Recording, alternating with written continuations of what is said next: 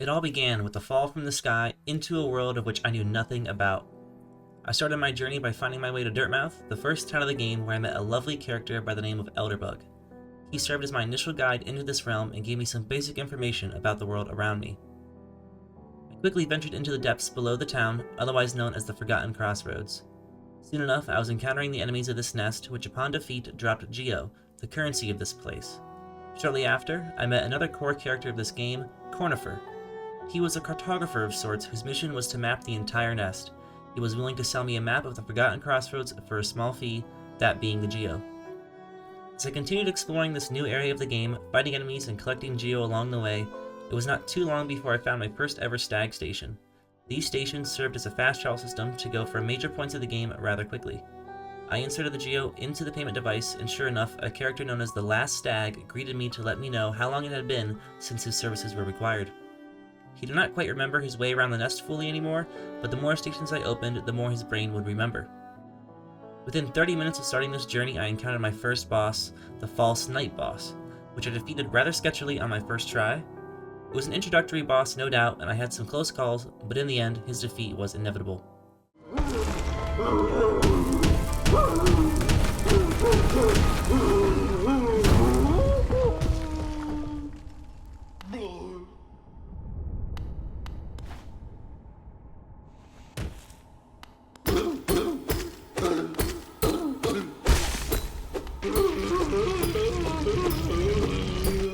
Okay, boy, get slapped. Get slapped, boy. Got the city crest. My boy really thought he was gonna take me on? Sheesh. Oh my god, from rags to riches. Now we got bags and... With the defeat of this first boss, I now held the city crest. At the time, I had no idea what this did or where to use it, so I managed to hold on to it for a long time, rather too long, as you might all find out. Venturing into new territory, I found a creepy hut of sorts inhabited by a snail shaman.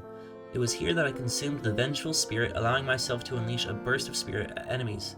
In exchange for this newfound power, the shaman locked me up and forced me to kill some enemies for him.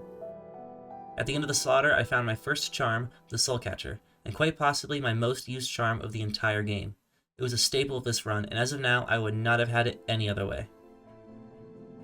Through further exploration towards the bottom of the Forgotten Crossroads, I met a wisecrack by the name of Sly.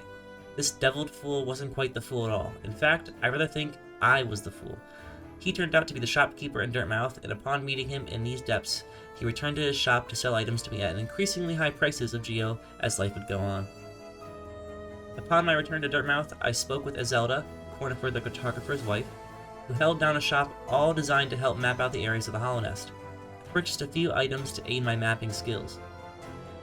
With some knowledge of the realm below my feet, items to make my time slightly easier, I soon found what might just be my favorite place in the entire game, the Grub Nest.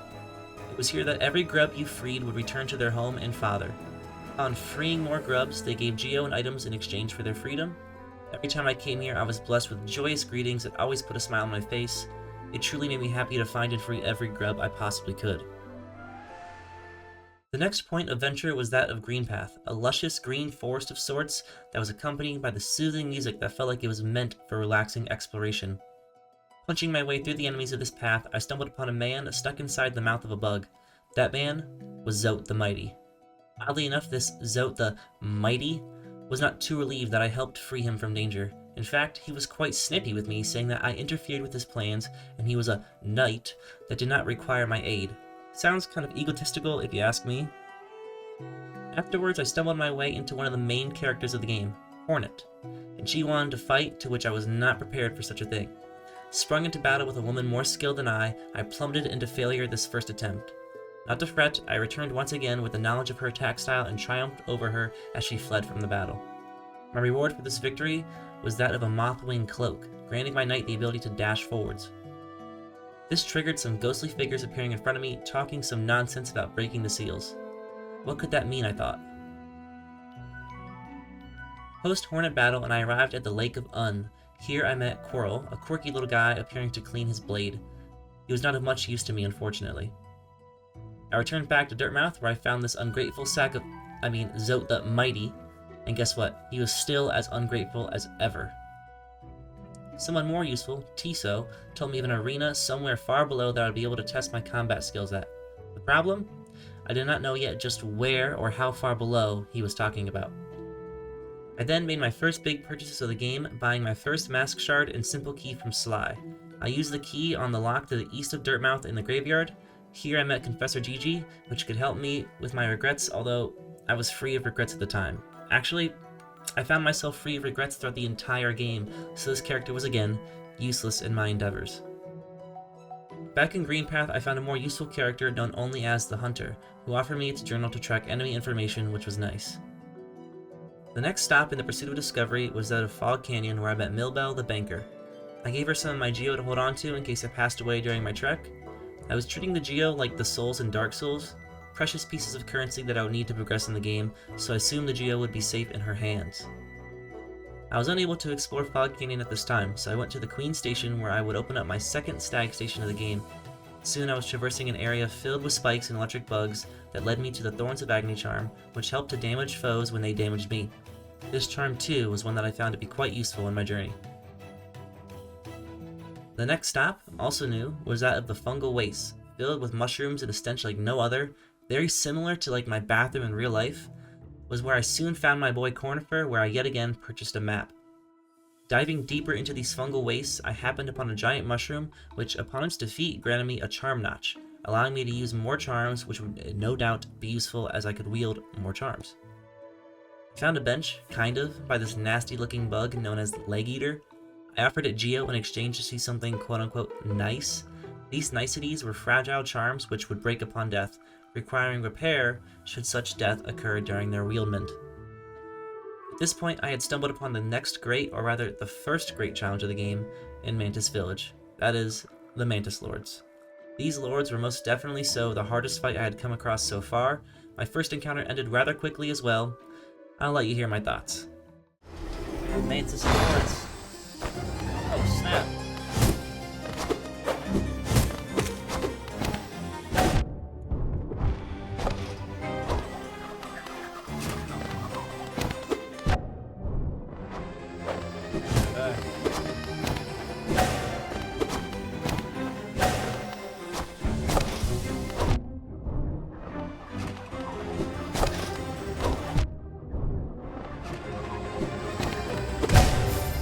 Wow, I got freaking clapped. I just got freaking obliterated by them all. Wow. I returned time and again to the Mantis Lords, where I lost, then I lost, and then I lost some more. Each time I learned more so how to approach the fight, where all that knowledge accumulated into one rather fun battle.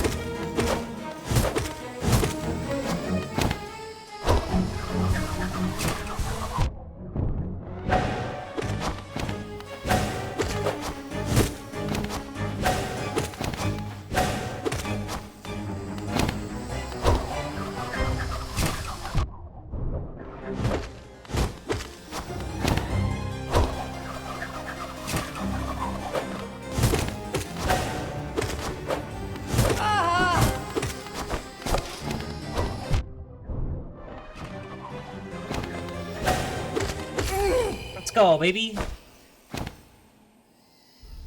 That was a challenge. That was cool. That was cool.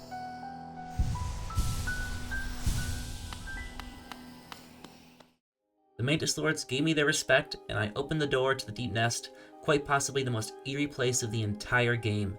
I sincerely hate bugs in real life, so having to explore this darkness with the sound of bugs crawling all around me was truly chill-inducing. I wasn't the only one creeped out, as I soon found Cornifer, who was cowering away in fear, but managed to obtain a very rough map from him. At this point in the night, I had become increasingly tired and was ready for bed. The only problem was that I had yet to find a bench. Who would have thought that the thing keeping me from my beauty sleep was finding such a sitting device? A bench! Ugh. Finally, man. I've been waiting so long just to find a bench. After a good night's rest, I woke up the next day more than prepared to explore what was the dark caverns of Deep Nest. This place most certainly gave me the icks with each and every spot I went to. The combination of bugs, spiders, darkness, and the overall unknown made it quite the place to venture through. Without a doubt, it is the place I remember the most from playing this game. I soon fell victim to a trap filled with spider-like creatures in which the doors were sealed. I had lost over 1,000 Geo, but I was determined to return again and overcome this small challenge, now with the knowledge of what I was getting myself into. After recollecting my Geo, I made my way towards the top of Deep Nest, where I found what looked like a sad and tired cloth. Here was also a bench, which you will all soon find out was quite an important bench in my journey. I went through the broken doorway to the west to find myself at the failed tramway. I battled flying bugs and crawling centipede-like creatures, going further and further until I reached the end. It was here that I found a fallen tram with a hole in the roof that led me to an item known as the Tram Pass. This item allowed for me to use the tramways of Hollownest, which would of course be useful in the form of fast travel. Upon returning to the bench atop of Deep Nest, I found out that the enemies of the failed tramway respawned after I rested.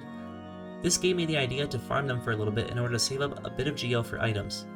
I did a few runs until I reached about 2,500 Geo. Directly after such farming, I continued my way through the cobwebs to hear a struggling Zote the Mighty stuck in some webbing. I freed him from his webs, where he had the absolute audacity to be snippy and arrogant with me. This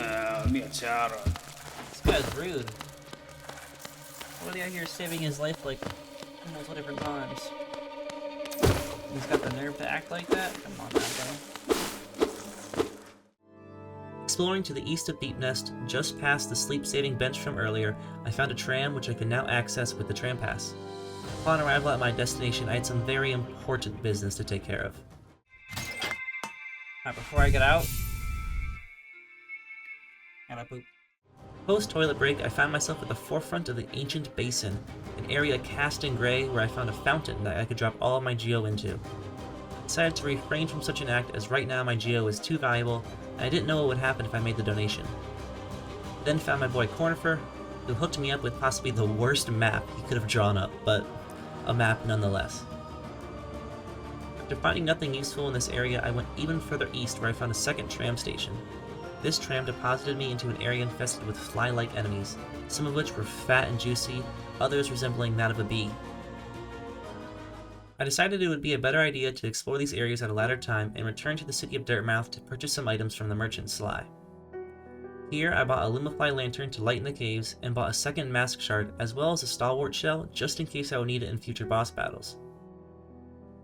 My next adventure in this unknown and eerie world would be that of Crystal Peak. I paid to open a gate in the Forgotten Crossroads that would allow my entry to such a place. It was here that I dodged a crystal laser after crystal laser as I ascended towards the peak.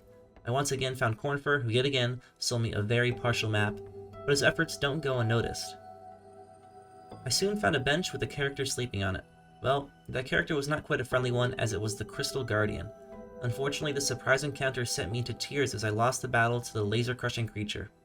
So, I did what all men with egos do. I returned back to beat his ass. And that I did.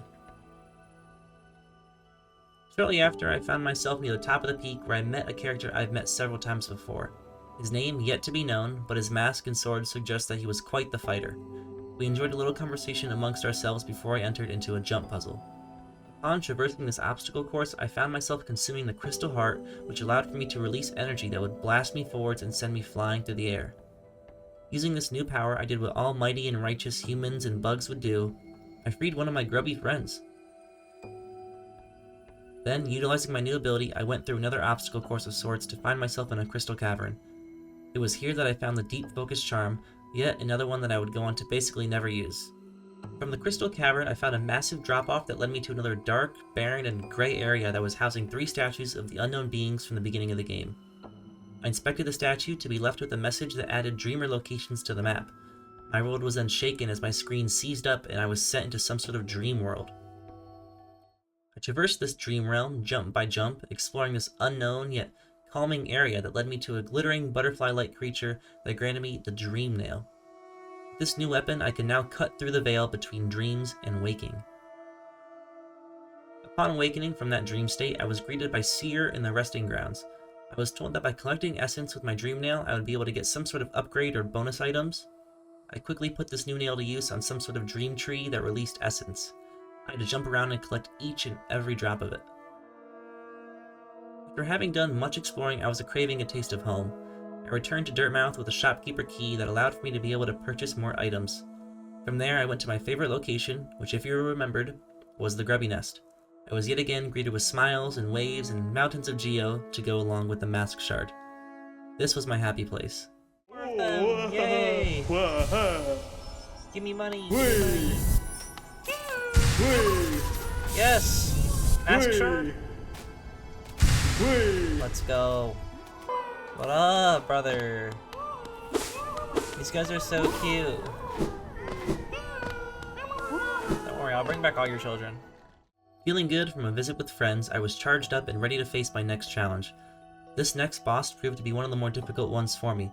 Using my acquired abilities, I was able to traverse an area in the Forgotten Crossroads I previously could not that led me to a boss arena with none other than that of the brooding Moloch. This chubby, 10-legged creature spat out all sorts of orange liquid that quite quickly ended my spirits as I faltered.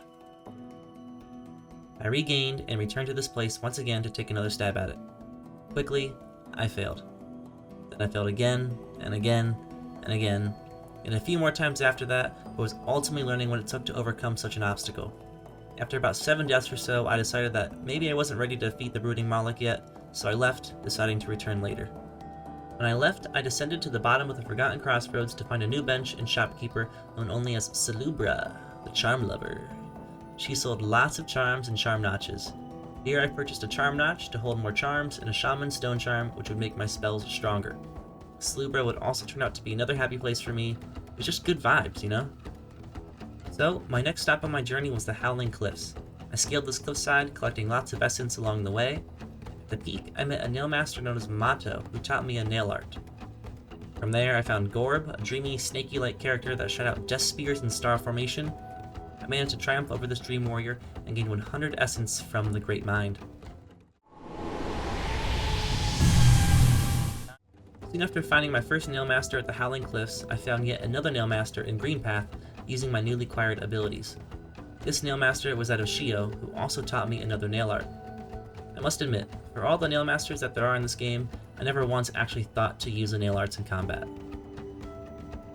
I then went back and explored the darkness of the Stone Sanctuary with the Lumify lantern that I had previously bought.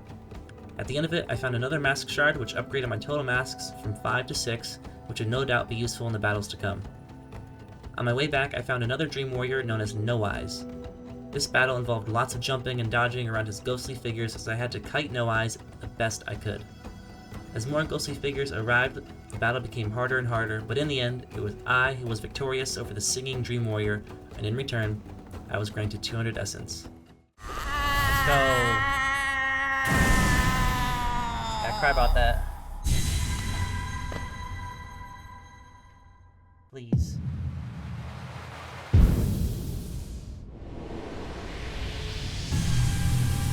Wow, very nice, very nice. I then found Bretta in the fungal waste. She seemed like a fat bug that no one liked, and I felt really bad because, honestly, she was really sweet. At this point, I had known about several items from various shopkeepers that I wished to purchase. The only problem was I didn't have enough Geo to do so. Hence, I made my way back to the failed tramway and began farming Geo. There was this bench nearby, so I would enter, kill all the bugs, go back, rest, and repeat. I gained roughly 250 Geo from each run, and I did these runs until I had about 5,000 Geo in my stockpile. With what felt like bank in my pocket, I ran along to my good buddy Salubra the Charm Lover. For my interaction with this sweet and bubbly creature, I purchased a Charm Notch, Lifeblood Charm, Long Nail Charm, and Steady Body Charm. I was not sure if I was going to use them all, if any, but you never know when they might come in handy. With the leftover Geo, I returned to Dirtmouth and bought 2 more Mask Shards, an Elegant Key, Gathering Swarm Charm, and finally a Heavy Blow Charm. To follow this up, I was now able to enter Bretta's home in Dirtmouth, where I was again blessed to find yet another Mask Shard. I was now up to 7 masks in total. I was feeling pretty good about that. I found a poem of sorts in her home, and it sounded like a love poem written just for me. I was really happy about it. She really is a sweetheart, don't you think? Now that I had all this new gear and masks to shield me, I returned once again to face the brooding Moloch from before.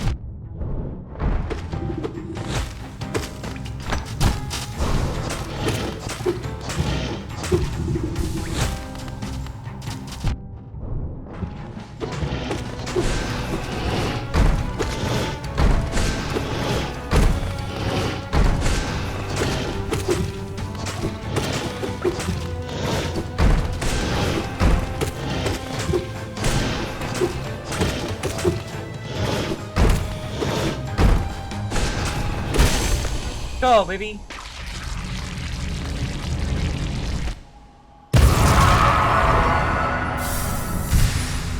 Mask Shard?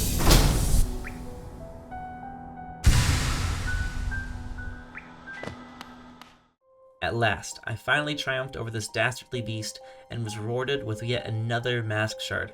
I was stacking these things like no tomorrow, and honestly, I was cool with it. So now that I had a few hundred essence piling up from my journeys across the nest, I returned to Seer in the resting grounds to reap the rewards. I was granted a Hollowness Seal, Pale Ore, and the opening of the sacred door in the resting grounds. I went through this sacred door to find myself in the Spirit's Glade. I walked through what was a graveyard of spirits, having conversations with each and every one of them. At the end of the path, I found a secret way to another essence tree, which I of course collected. Back in the resting grounds, I found another charm known as the Dream Shield. That one in particular, I definitely would go on to use. I soon found another spirit known as Zero, who I would challenge for a shot at some more essence. Oh, boy. Yes, up. Oh, down. Oh, boy. Oh, go back. Oh. Yes, up. Yes, up. Yes, up.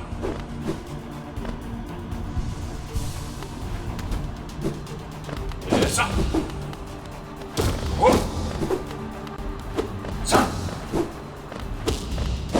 Go back. Sa. Yes, up. Yes, up. Kick up. Yes, up. Whoop. Sa. Whoop. Sa. Yes, up. Let's go. See you, button later. Go. I will be watching.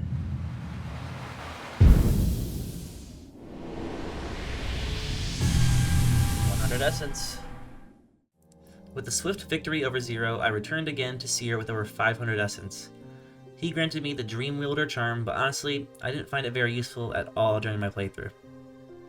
With all this exploring around in areas I had already been, I felt the desire to find somewhere new, so I took off into Deep Nest to find just that.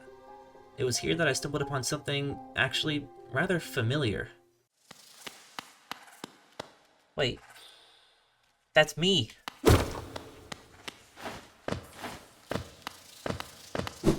What am I doing over here? Wait, where'd I go?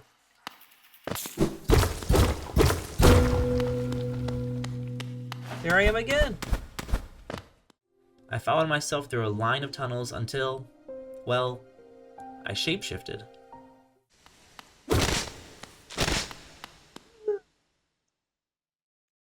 Mean caterpillars. Yo, what the hell? Yo. Oh my god. Nosk.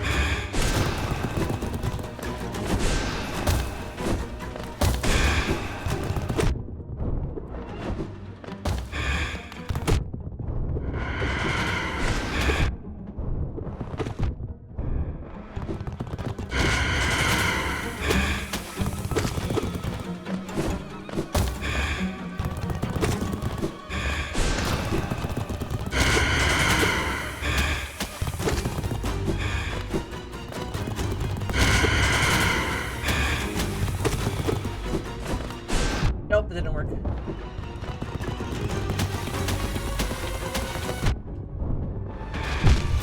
Alright, I was Alright. Yeah, so it turns out I was being baited into a boss fight with one known only as Nosk.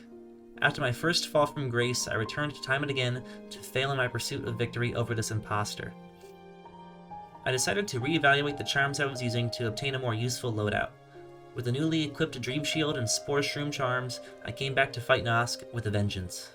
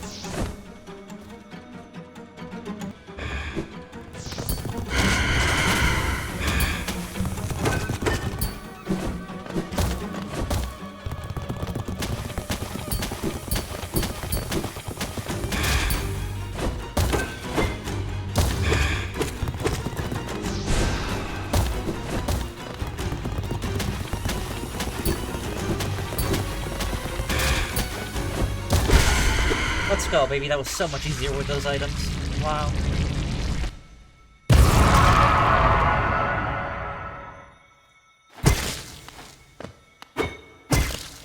Wow, that was so much easier with those items. Holy crap.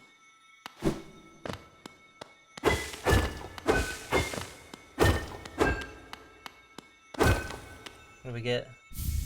Pale ore. So that's, again, for crafting weapons, but...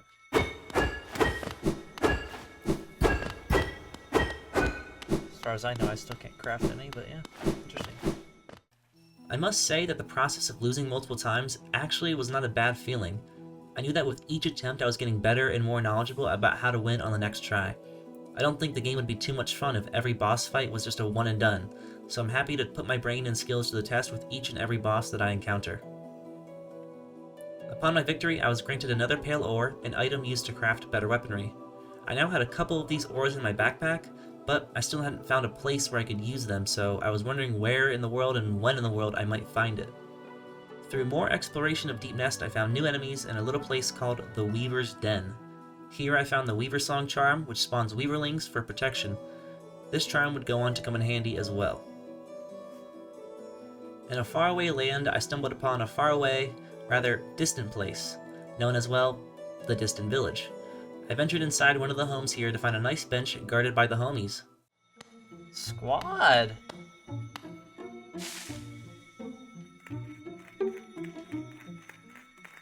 Wait. Wait.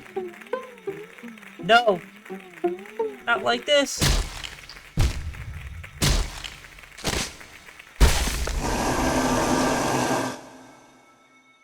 What the heck?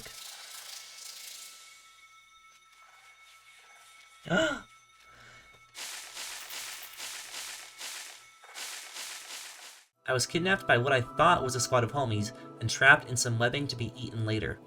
I escaped the webbing, and in search of an exit, I found a sleeping figure atop a stone plate. I believed this to be one of the 3 main spirit guys, I just didn't know what to do with it though.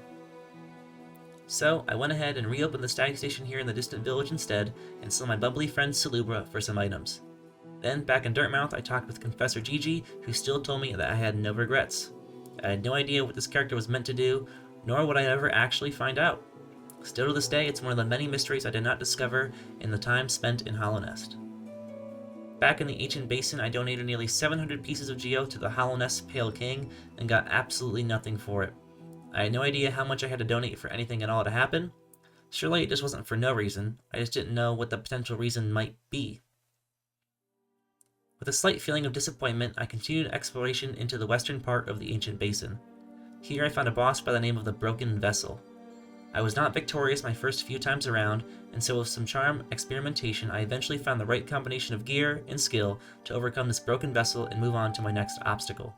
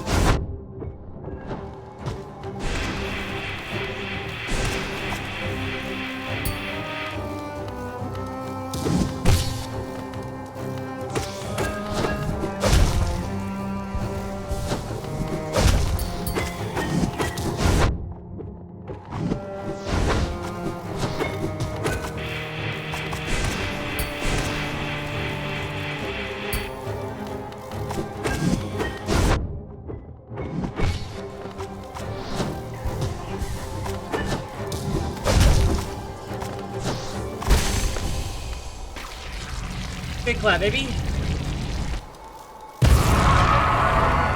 Those freaking spiderlings help me out, oh god. Spiderlings and the shield? I bet. See less. By defeating this boss, I was led on a short path where I would consume the Monarch Wings, essentially a double jump feature. I do remember lots of areas in the game where I would be able to now explore, given this new ability. When I started to run back, I noticed that the body of the broken vessel was glowing with essence, so I decided to use my dream nail on it. I was teleported back into the dream realm, where, with some slight parkour, I was faced with one of the most challenging bosses yet, Lost Kin. Lost Kin?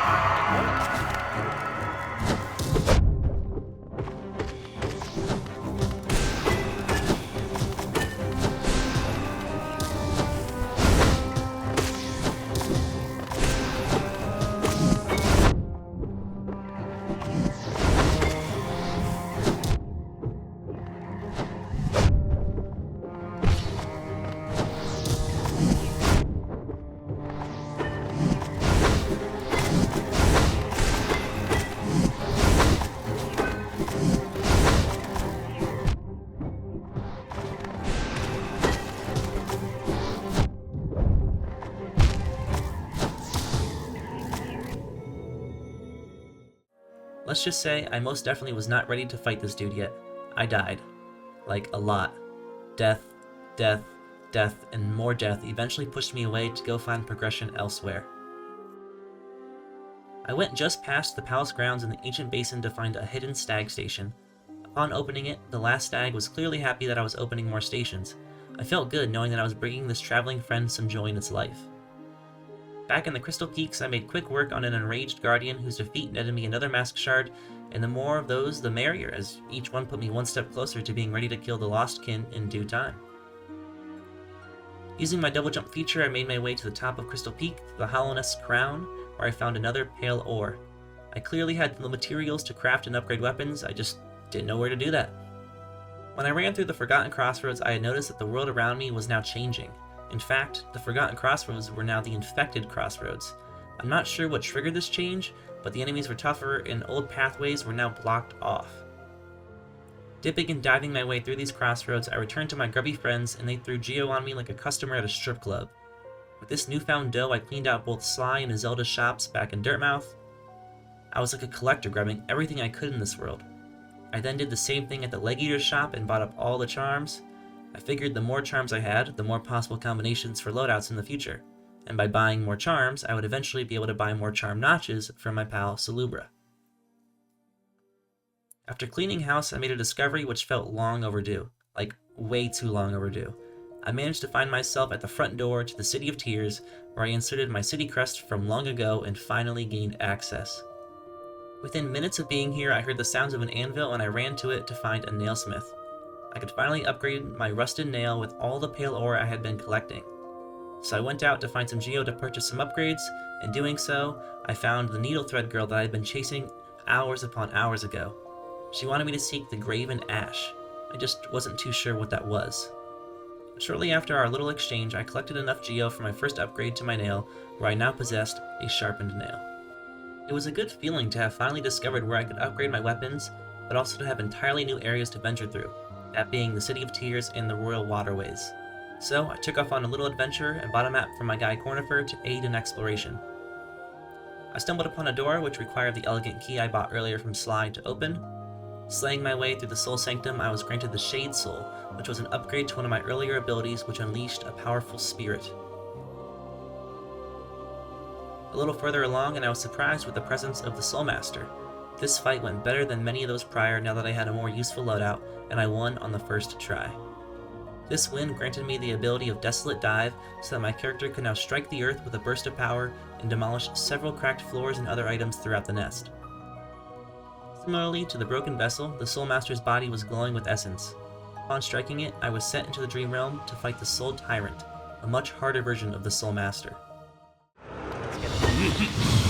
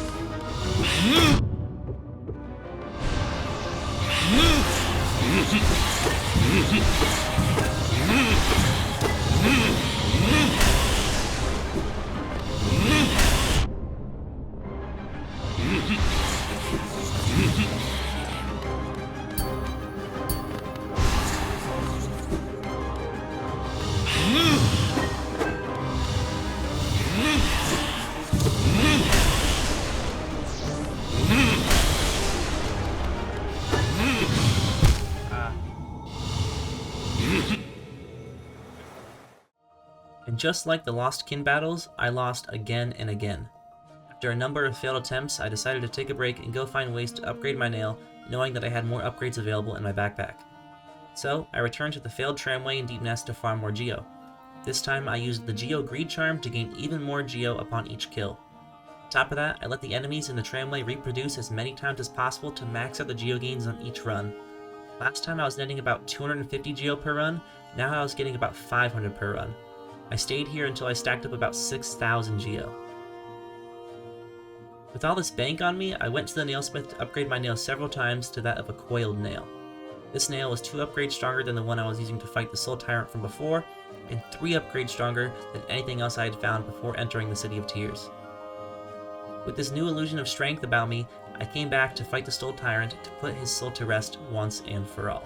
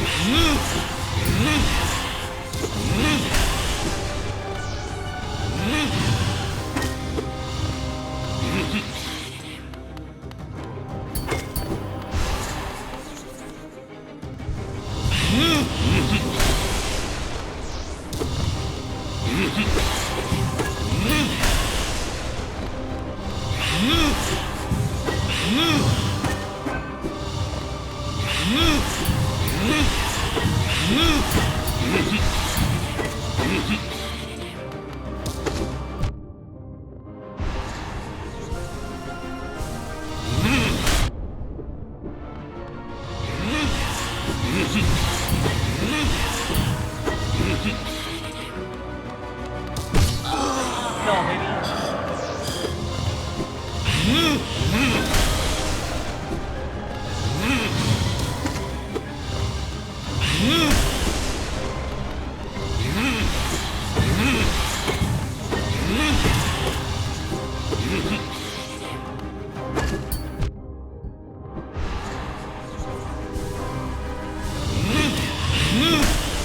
Ah, that was one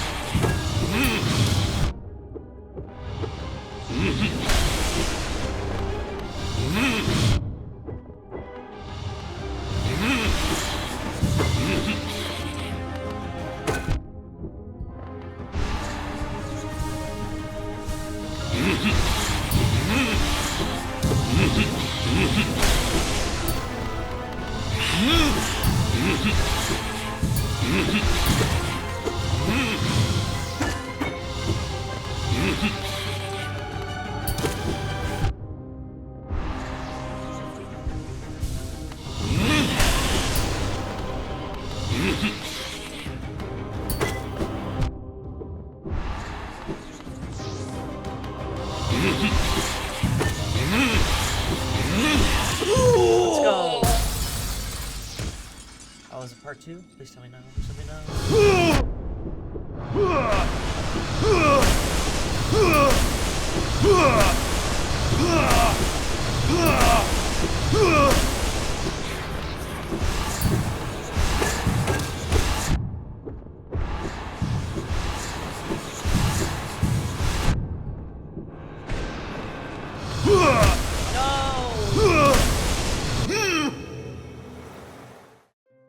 Well, it would appear that his final resting time would have to wait, as I still couldn't win. In the City of Tears, I found a guy that had wanted to buy all the collectibles I'd been scavenging all game long. That would be my Hollowness seals, journals, King's Idols, etc.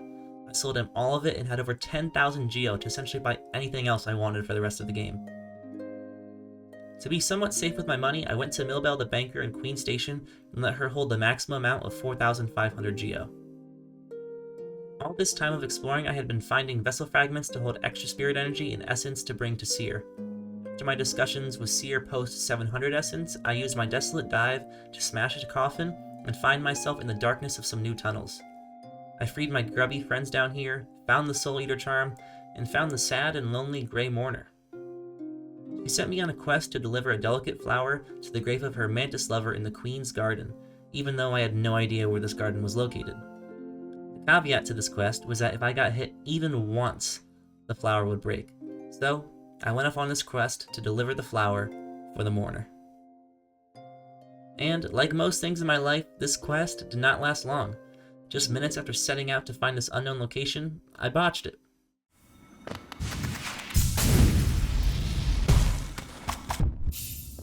No! Just like that challenge is already over for me. I actually felt bad about it, but I had a feeling it was inevitable since I didn't even know where I was going. But I do have to wonder what the reward for such a quest completion would have been. Back in the City of Tears, I did some more exploring and freed another beloved grubby friend, along with stealing the essence of some of the locals. Afterwards, I decided to ascend the City of Tears and find my way back to the top. On my way upwards, I found myself locked into a room with none other than the Watcher Knight. Let's see how that went down.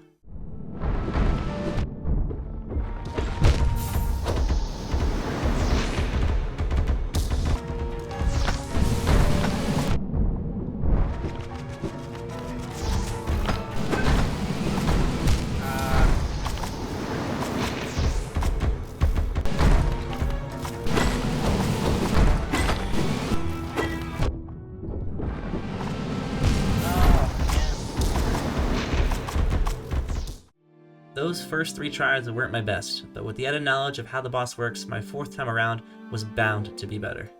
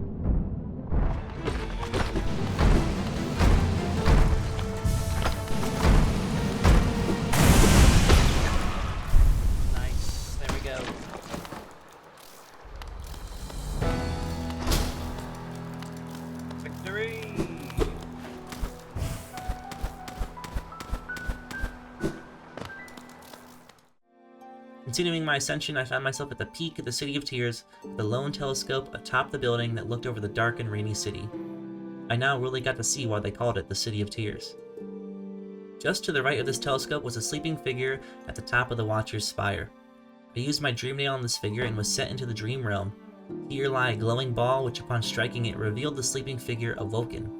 I smacked it around a few times and held my focus as I siphoned its soul into my own body. The figure was now a part of me, and I had broken one of the 3 locks to get into the Black Egg Temple. The Watcher was complete. It was now time for me to explore the unknown of the royal waterways. I managed to stumble upon Tuck, a giant bug that sold me rancid eggs for Geo. Since I had a stockpile of Geo on me, I decided to buy a bunch. I still had no idea what these eggs did, but I thought it wouldn't hurt to gather a large amount, as well as the potential for a reward for buying a bunch of them. And of course, I got no reward. A few moments later, and I was met with a new challenge. That is, the one, the only, the absolutely atrociously smelling Dung Defender. Throwing his dung at me, I was left with only one response: to kill him.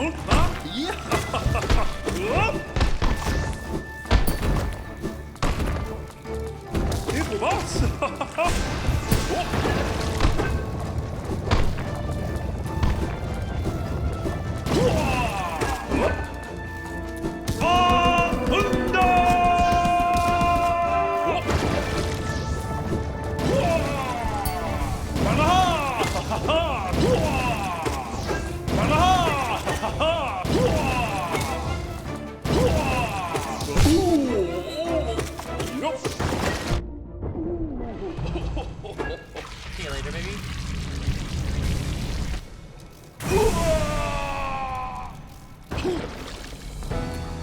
What do you drop me? Defender's Crest.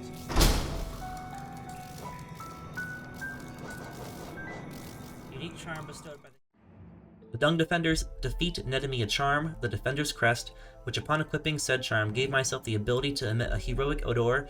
In short time, I discovered Isma's Grove, and there lie Isma's Tear. Upon its consumption, I was granted the ability to swim in acidic waters with no harm.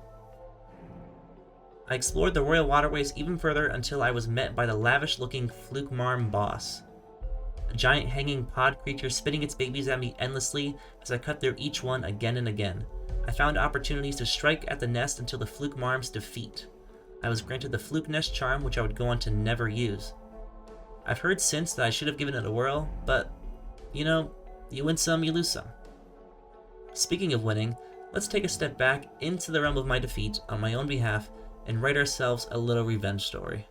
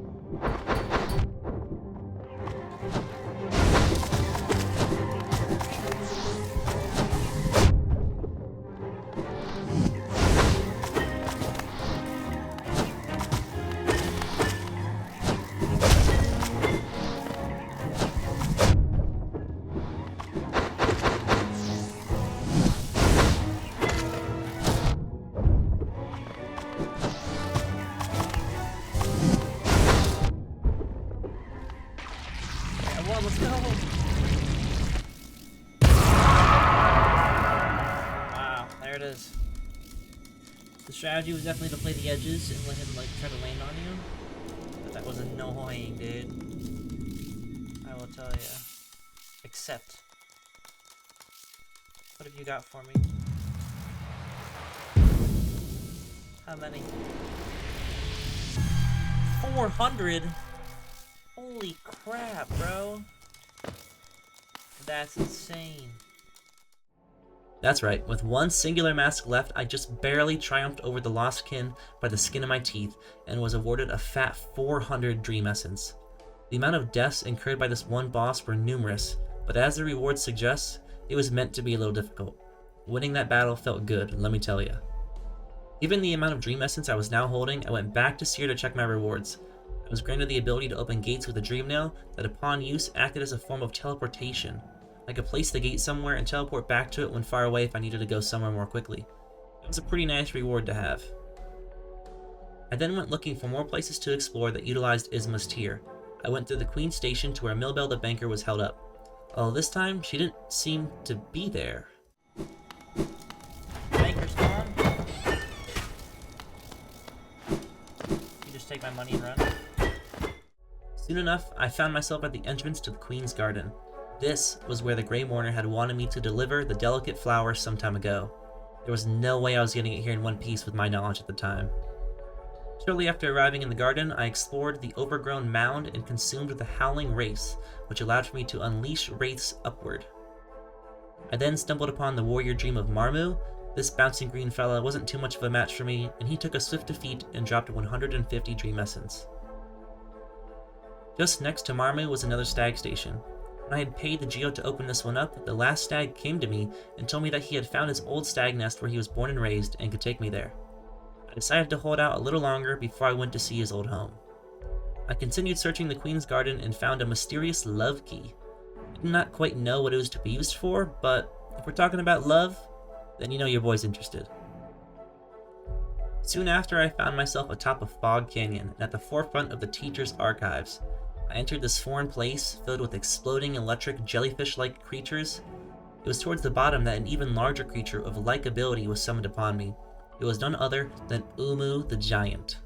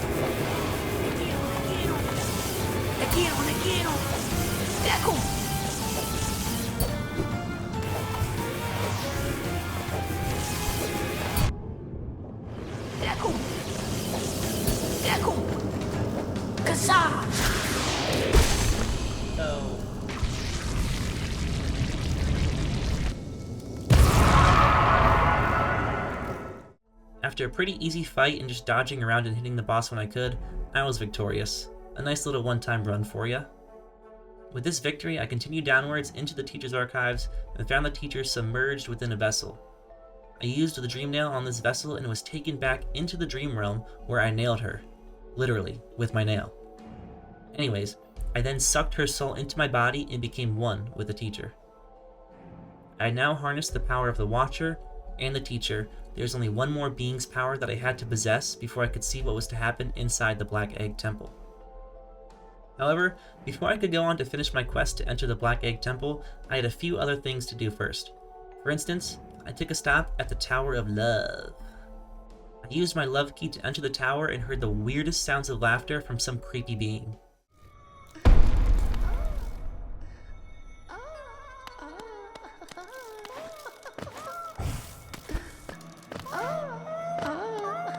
What in God's name am I hearing? The collector.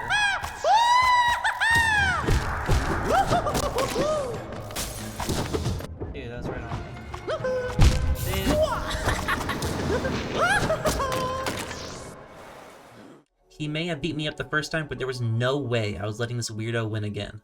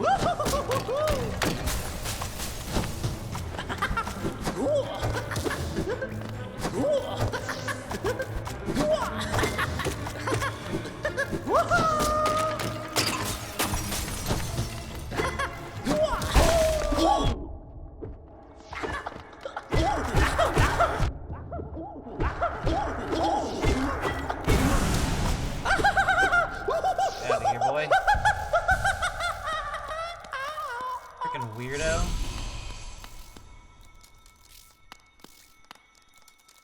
That dude is weird. Oh my god, my boys. Be free, please. God, my boys. Another one, be free, please. With the collector's demise, I found his map, which held the location of all imprisoned grubbies. One of my main missions was to free my friends from their captivity, so I definitely was going to use this map. I then went through the Kingdom's Edge and found myself at the forefront of the Colosseum. I could hear the sound of rumbling and took my shot at the first Trial of the Warrior. Colosseum of Fools. Yo, this is kind of lit though.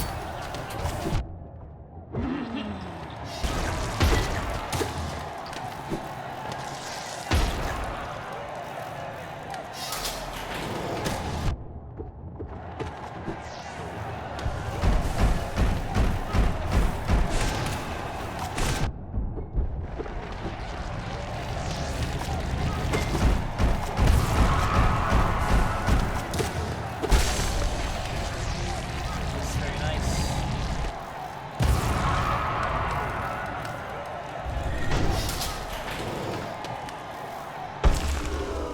Boss?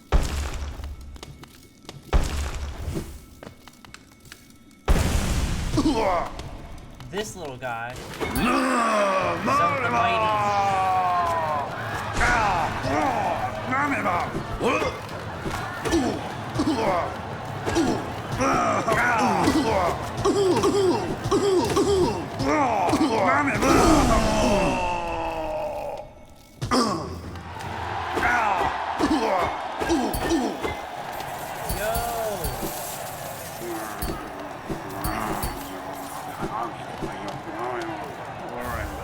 Another charm notch. With the first try victory, I was granted 1000 Geo and a nice little charm notch to add to my personal collection. I then used my confidence from the first round to attempt the second round, known as the Trial of the Conqueror. I'm ready.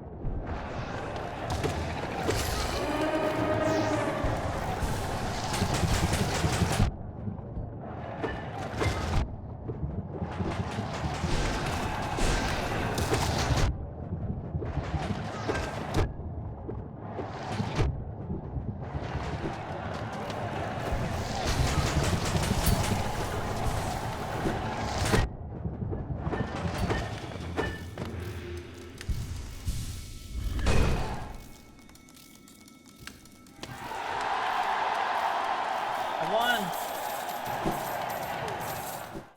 Yet again, another first try victory which netted me 2,000 Geo and a Pale Ore. It seemed like I was doing pretty good at this thing, and I must say, it was some of the most fun I had had all game long, just getting to kill a bunch of different enemies and just put some of my skills to the test. With win after win piling up, I had no choice but to attempt the third round, known as the Trial of the Fool.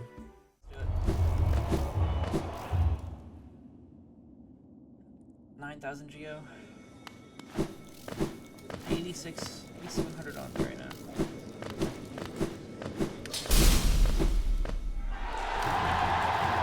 It's the fight too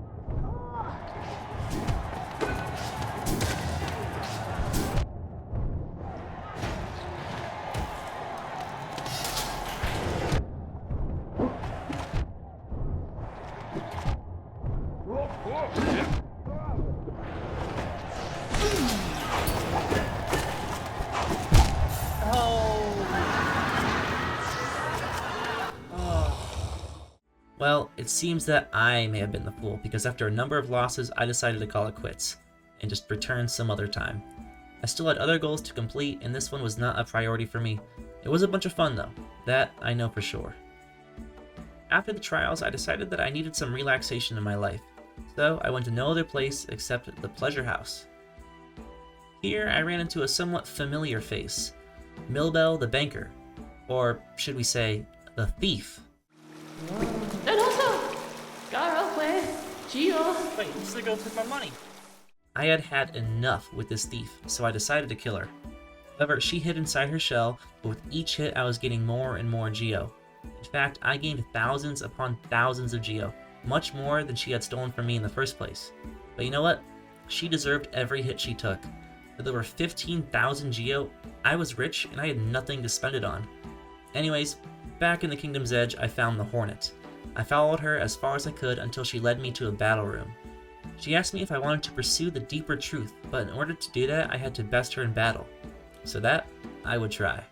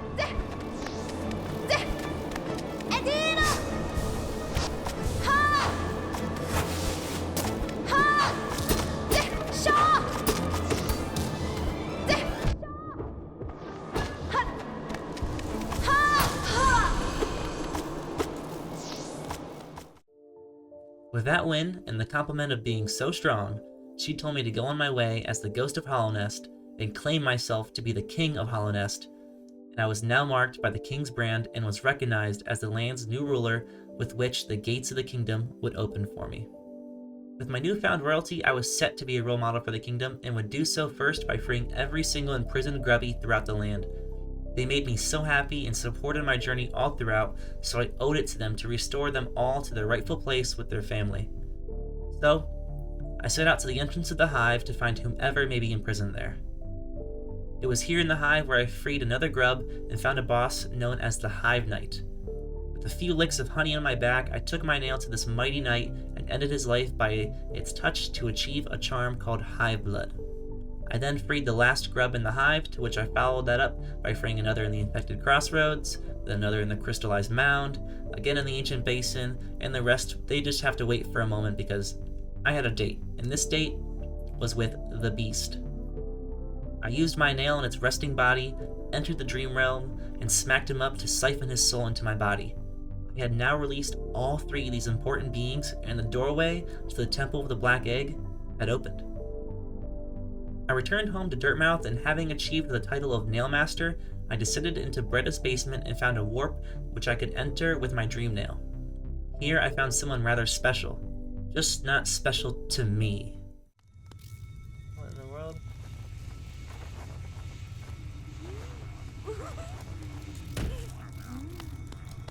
What in the world? What in the world?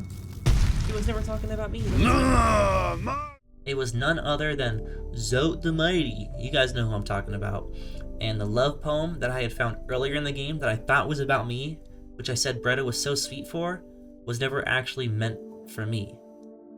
That was a sad realization. But I couldn't let it slide, so I had to end Zote's life.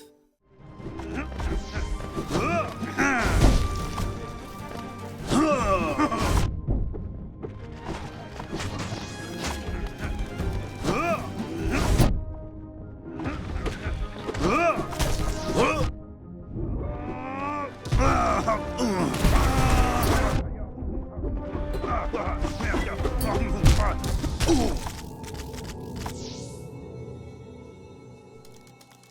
get me back down. Hold on, I'm not listening to this guy. Now that I know what I'm facing. Not listening to this freaking guy, dude.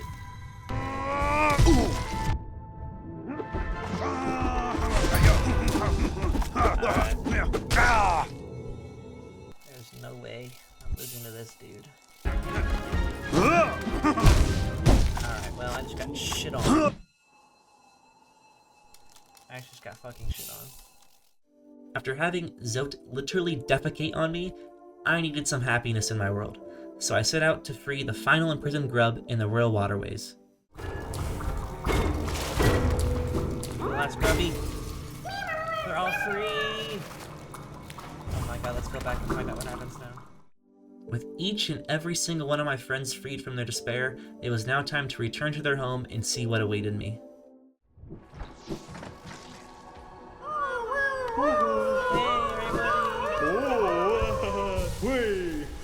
Money! They threw piles and piles of money and items my way. I had over 23,000 geo and not a lick of anything to spend it on. Grubberfly's Elegy. Or Elegy. Hey everybody. I'm so glad you're all returned home. Goodbye everybody. I love you all. So fucking much. You have no idea. I felt it was now time, the time, to enter the Temple of the Black Egg.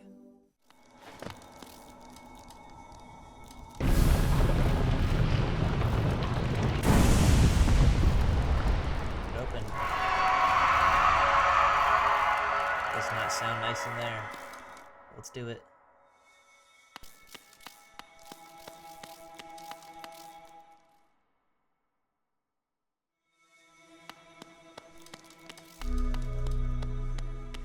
Oh my god.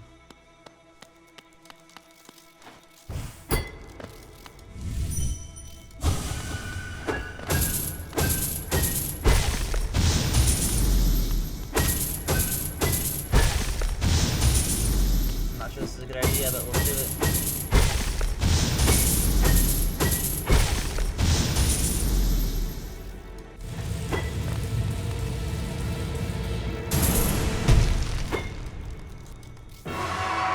The Hollow Knight. Oh my god.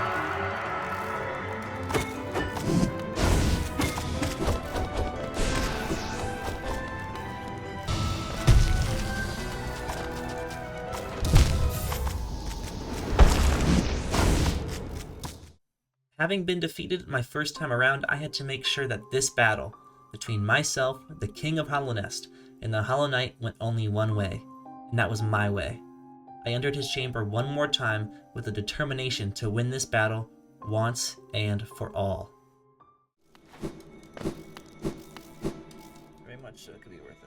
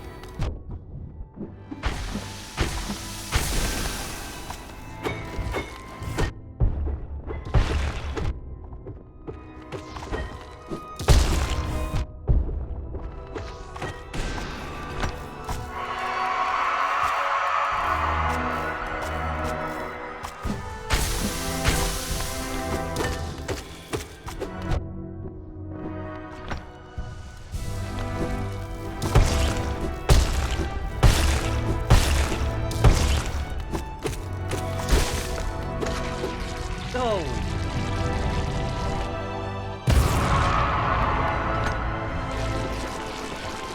I'm sucking in his soul.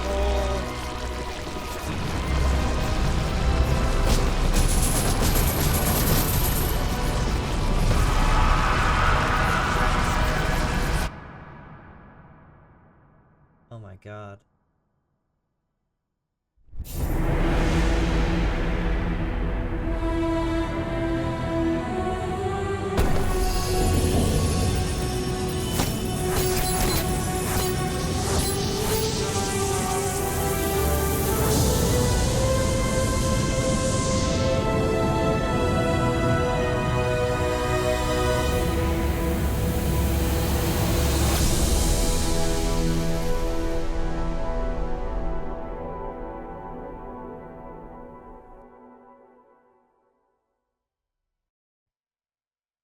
Whoa.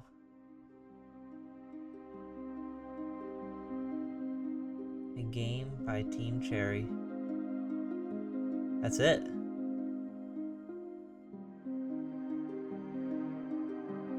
I just beat Hollow Knight. Wow. That is not how I expected it to end. What an experience, though. That was fun. And with that, I beat Hollow Knight for the very first time at a game completion of 86% at 23 hours and 1 minute. It was truly a treat from start to finish to explore this unknown world and unveil the secrets within. It's a game that I would recommend to almost anyone out there to give a try. What a masterpiece of a video game and a story to be a part of. Thank you all for watching. I hope you too enjoyed my story.